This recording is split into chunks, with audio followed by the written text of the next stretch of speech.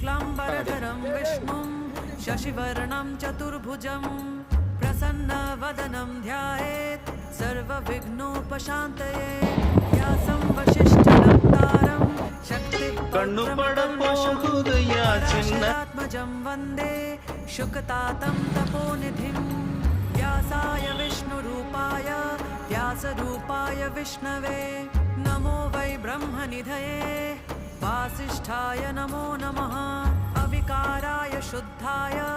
नित्याय परमात्मने सदैकरूपरूपाय विष्णवे सर्वजिष्णवे यस्य स्मरणमात्रेण जन्म संसारबन्धनात् विमुच्यते नमस्तस्मै विष्णवे प्रभविष्णवे ॐ नमो विष्णवे प्रभविष्णवे श्रीवैशम्पायन उवाच श्रुत्वा धर्म